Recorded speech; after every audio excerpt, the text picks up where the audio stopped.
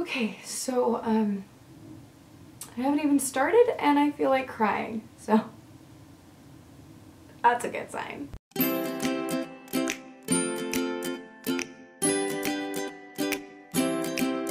Hello, curiosities, and welcome to my 30 and 30. It's where we talk about 30 life lessons I've learned over the course of 30 years. But before we start, I need to take a little side note.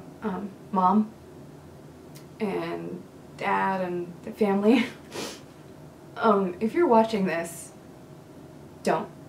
Just don't. All you need to know is I'm okay, and I'm getting help, and have gotten help, and that I'm great. I'm doing awesome now, actually.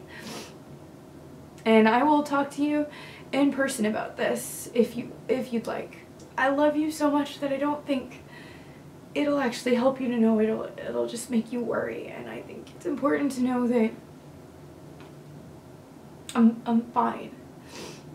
And for anyone else who is watching, obviously this is gonna be a bit of a serious pie episode, so if you've decided like, not ready for it, it's fine. It's definitely fine. Okay, let's get started. Honesty's the best policy, or something like that. We've talked a lot about different kinds of personal growth, and I feel like a lot of them have related to being honest with yourself. Being able to recognize when you might be in a toxic relationship and that you haven't been happy for a long time. Being honest with myself on that took a lot. And it took having to admit I was in an abusive relationship. Emotionally abusive. And I still honestly have trouble sometimes calling that out what it is. But I spoke with a counselor during some of the really hard times for that, and she talked me through a lot of it and pointed out red flags that I knew were there intellectually but were just really hard to accept emotionally. Personal growth really relies on you being able to admit things. The cliche is a cliche for a reason. First, you have to admit you have a problem. Sometimes it'll take you longer to admit it. 2013 was obviously a hard year for me. We lost my brother, and I had been going through some hard times and feeling really lost about what I wanted to do with myself before that happened. In a weird way, I kind of feel like, in a weird way, I kind of feel like Joel's death really kind of wakened me up about my own feelings of self-harm and just my feeling so lost. And I remember at one point thinking, I'm not just mad you did it, I'm mad you did it first. And then I saw what it did to my family, and my mom's face, and my dad, and my sister crying in a way that I have never heard someone cry before. And I just, literally any ideation I had maybe toyed with at that point is just gone.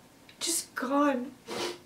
Because the absolute devastation that was left in his wake, that he didn't understand he was going to create, because depression is a liar.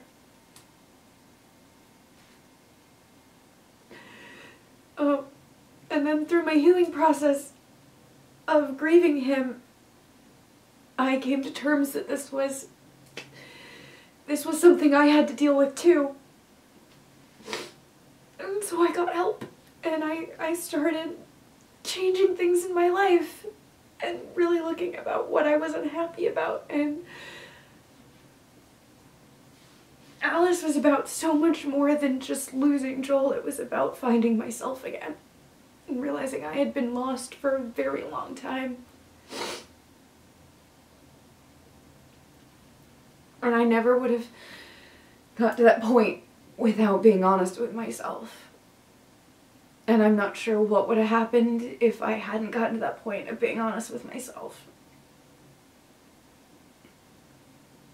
Like, genuinely honest. And I'm so happy to be here and to be alive and to know all of you and to get to share more time with my mom and dad and my sister. And I'm really glad I didn't do anything I was gonna regret. And I really wish he'd had the same realization.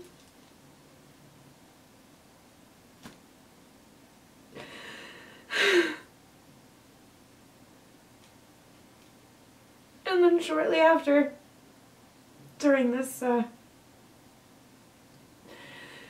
really turbulent time, the person I'd been dating at the time kind of phased out of my life because he didn't quite know how to deal with the girl whose brother just killed himself, so he kind of just left.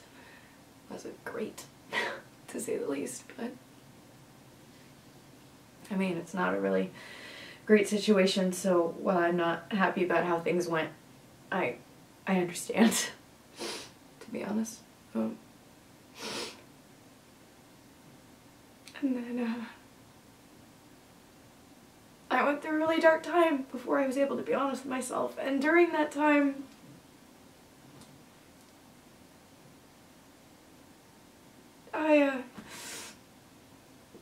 I briefly reconnected with an old friend, or a friend I knew from a few years ago. We weren't really that close, I guess, and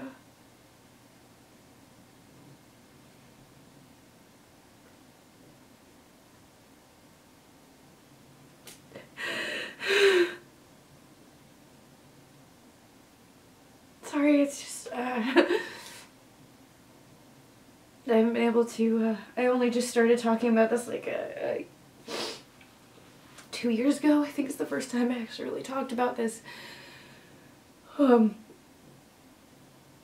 Because until about 2 years ago, I was referring to this as a really bad one-night stand.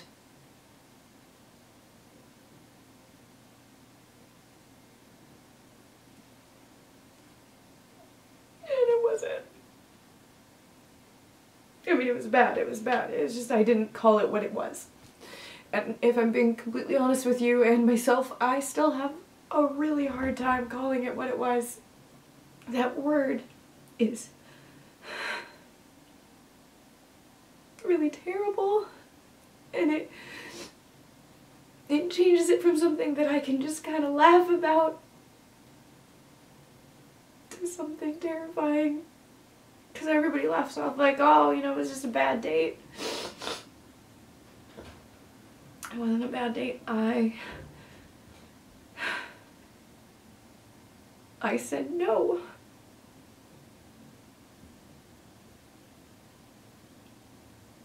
And that wasn't the answer that he took.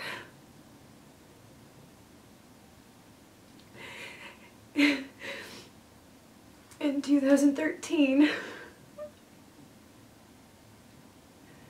I was raped.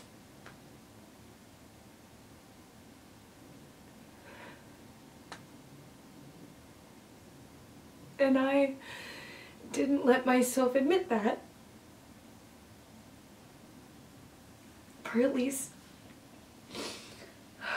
2 years. Which meant I didn't let myself get help. I didn't talk to anybody for 2 years. It just was this thing lingering that I was like, oh no, that's not what it was. It was just a bad night that ended, you know, a way I didn't want it to. It's fine. It was fine. And that's my point is you have to admit that. You have to be honest with yourself, because otherwise it'd just be this thing that's just festering there. Now through my work actually, I have a program where I can go talk to people, and I've been to support groups.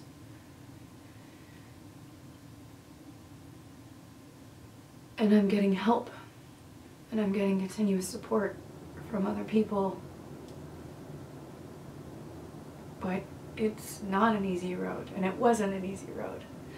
As it's probably very obvious to you, it wasn't easy to even say it now. And I've been working on it for a while. But healing takes a long time, and healing takes a lot of honesty with yourself. And we will be so much stronger for it in the end.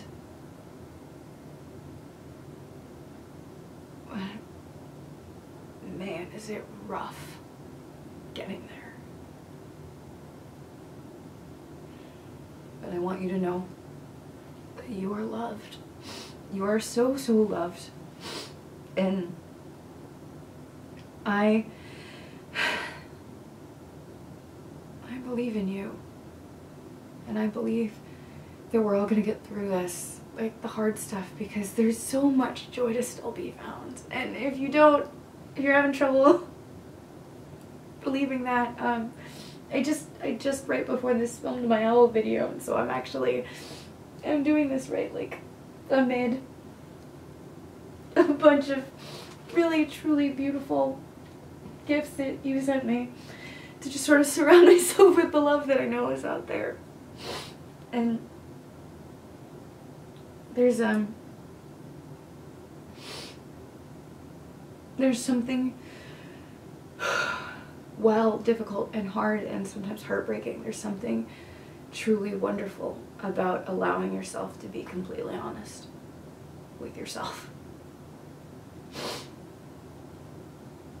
It's freeing, and I completely entreat you to take a genuine look at some of the things in your life, some of the uglier things that maybe you haven't been completely honest with yourself about.